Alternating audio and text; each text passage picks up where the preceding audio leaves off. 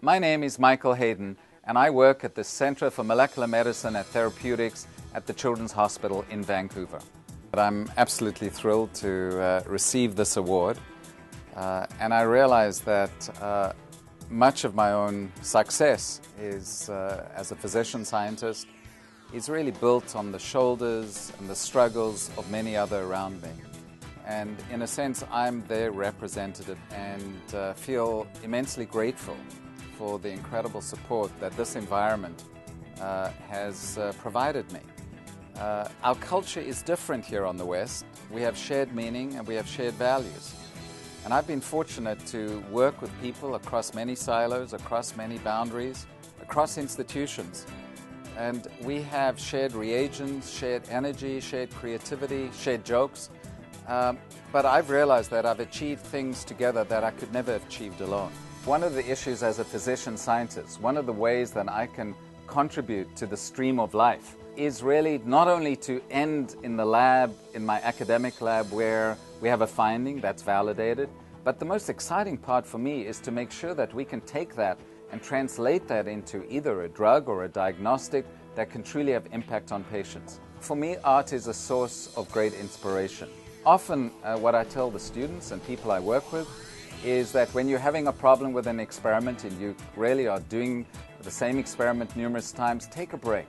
Have an opportunity to view nature, which is art, or look at a beautiful painting, or listen to wonderful music, and you find that other streams of consciousness are opened that give you a different approach to that particular problem. So a wonderful source of inspiration for me in this community has been the incredible outpouring of generosity. An example has been that when I also wanted to pay respect to my past and those thing and this city that nurtured me, and I recognized there was an incredible need for young children in Cape Town who were disenfranchised by being black, and also disenfranchised by a burden of HIV/AIDS, and they had no place to get any medical care, no place to get support, no place to express themselves. This community rallied to support the building of a youth center in a small community in Cape Town called Masiphumelela, where the rate of HIV/AIDS is 25%. Another example is the Ripple of Hope Award, where again, individuals in this community and the pharmaceutical industry have Pfizer, Merck, as well as AstraZeneca participated with me to create a fund with money that initially given by CHR to allow students from Africa to come here to learn some of the skills and then to go back to that community in an effort to try and enrich that community with some of the incredible skills that can be learned here. Much of my initial focus in illness has been on children, children who are suffering from terrible and often incurable illness. And what's been incredible is with these discoveries that we've made in children who either have terrible pain, or children who have cholesterol storage, or children who have terrible adverse events, when we make these discoveries, we also recognize that these discoveries have broad relevance.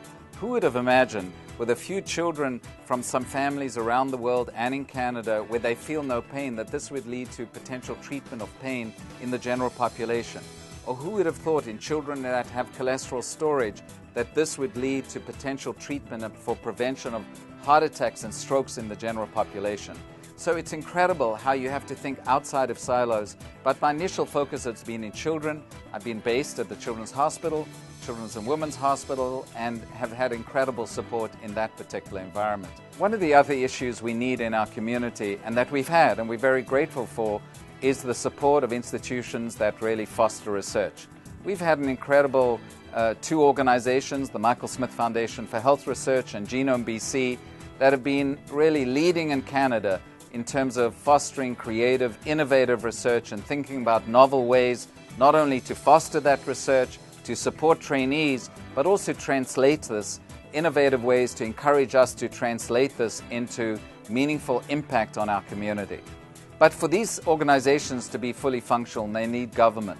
And we need, and hopefully will continue to have, as we've had in the past, a very innovative government that is really continuing to support, as is happening in other jurisdictions around the world, recognizing that our economy depends on a knowledge-based economy and on fundamental findings in creative and intellectual activity that then we can translate it into economic activity right here.